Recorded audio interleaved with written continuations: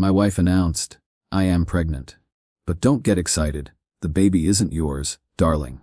The silence around the dinner table was absolute, as every eye in the room turned to me. I simply took a sip of water. Then I raised my glass to congratulate her.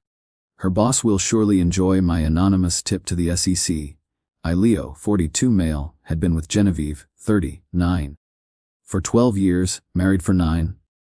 We lived in a historic brownstone on a quiet, tree-lined street in Philadelphia's Rittenhouse Square. I was an architectural historian and restoration consultant, a job I loved that brought in a respectable $170,000 a year.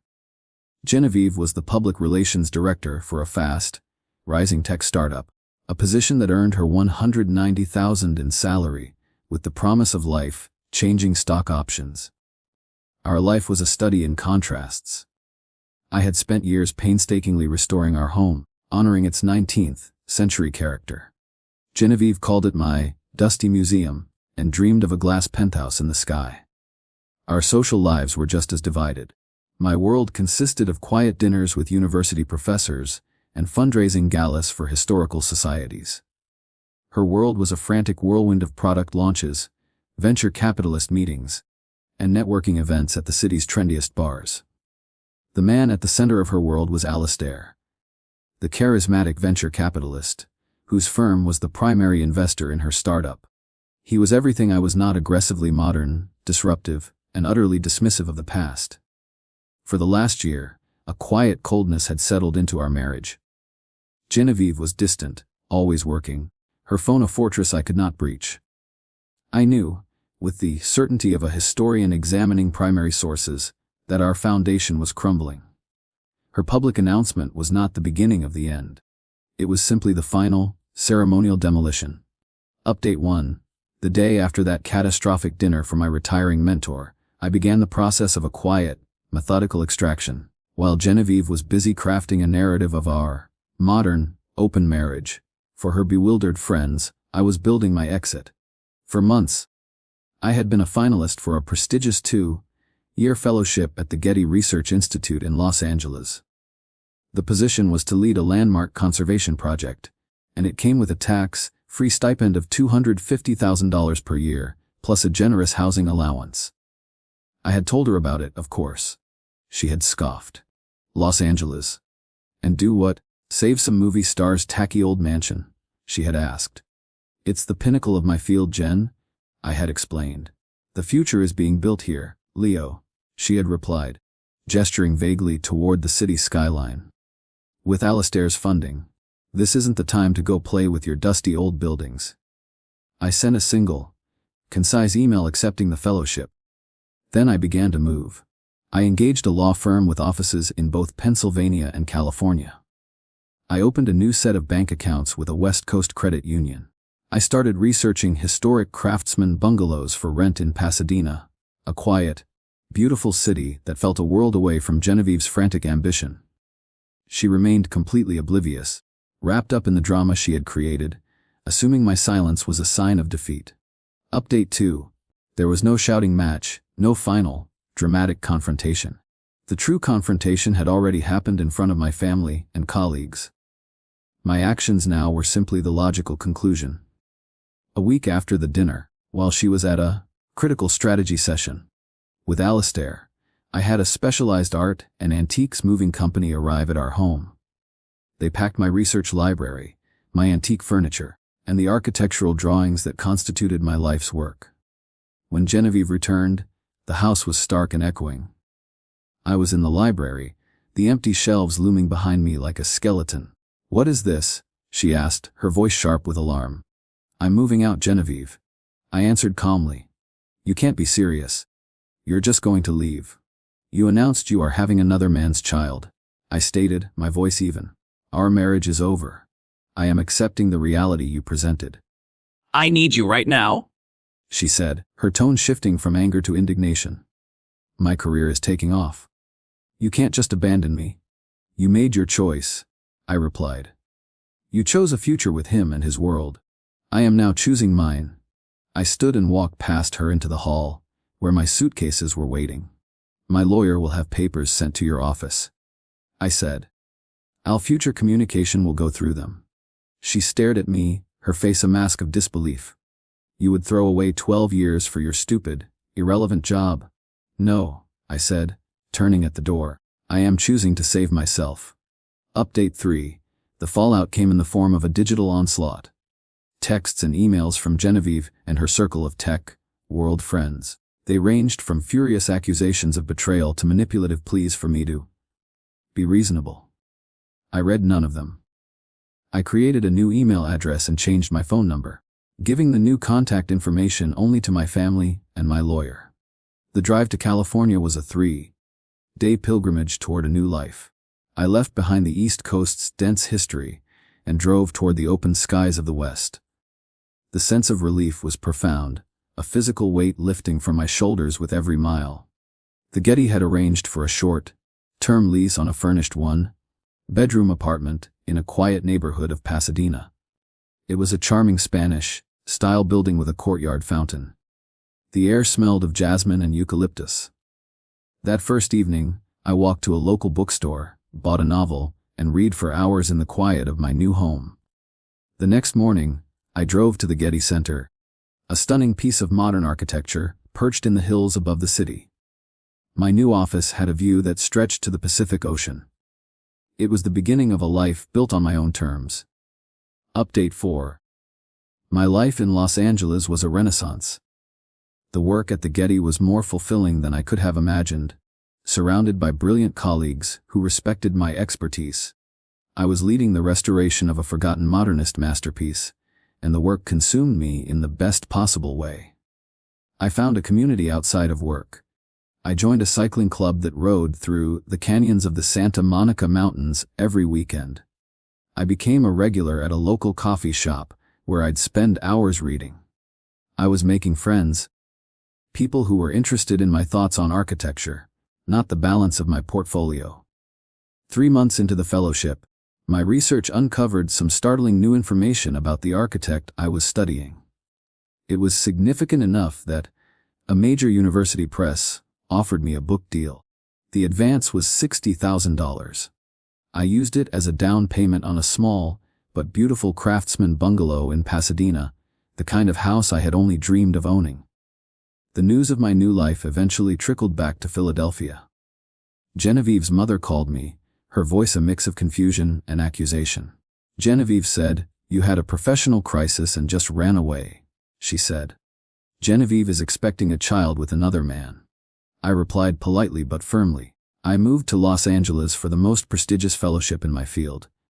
I have never been more professionally stable.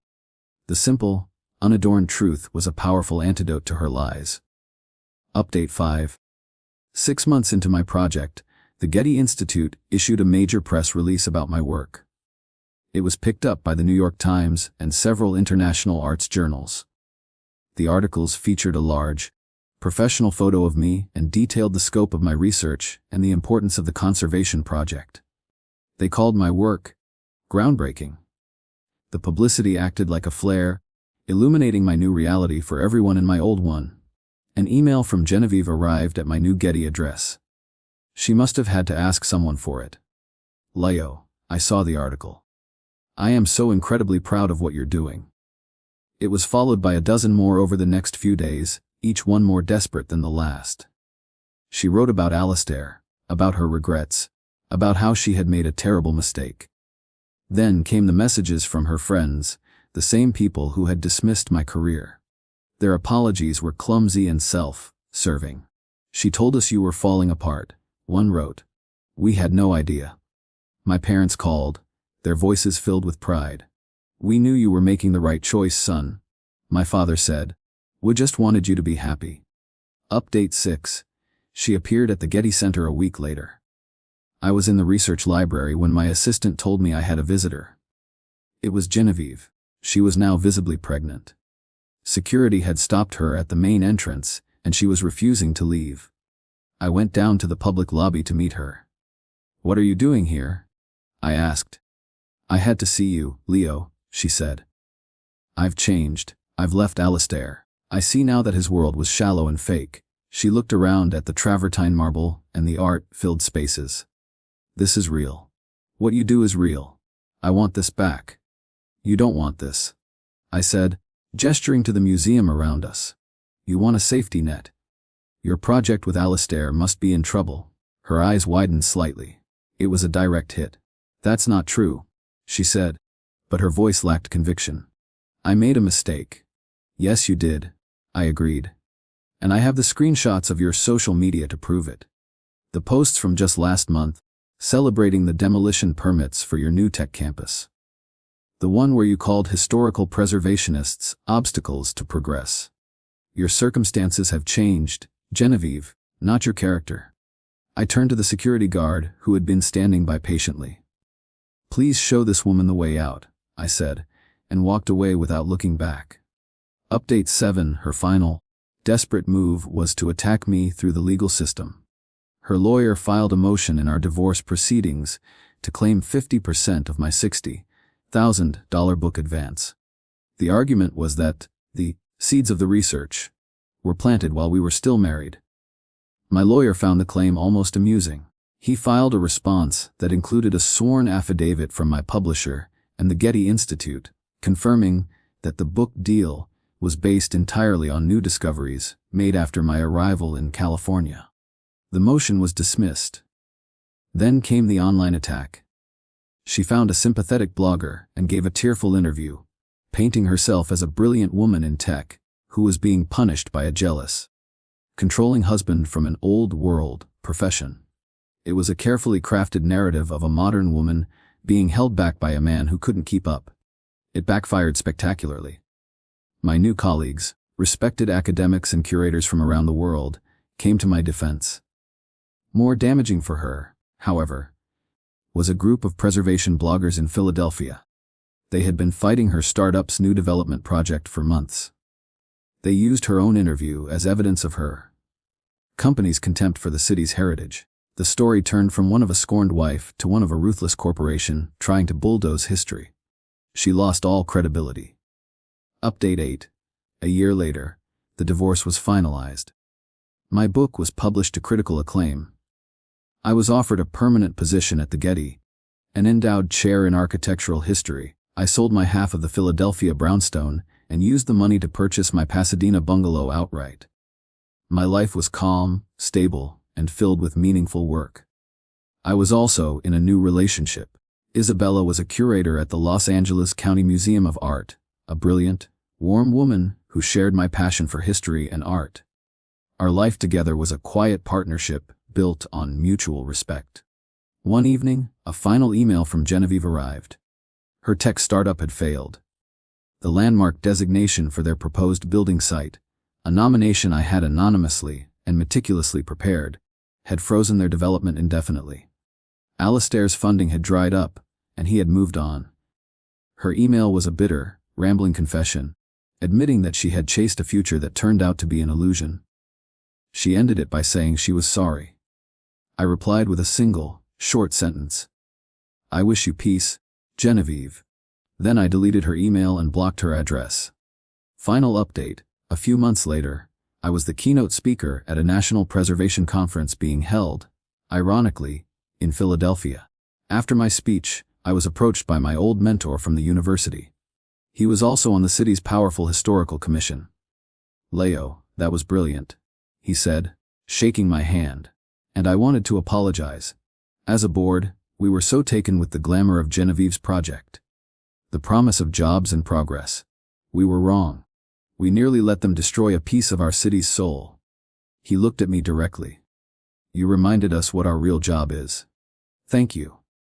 His words brought a sense of profound closure. The lesson I had learned was one I already knew from my work. A structure, whether it's a building or a life, is only as strong as its foundation. A foundation built on image, greed, and a contempt for the past is doomed to collapse. A foundation built on integrity, passion, and respect is built to last. My story ends back in my quiet, sun-drenched bungalow in Pasadena. Isabella is sketching in the garden, and the scent of jasmine hangs in the air. My life is not loud or flashy. It is solid. It is peaceful. It is authentic. And it is entirely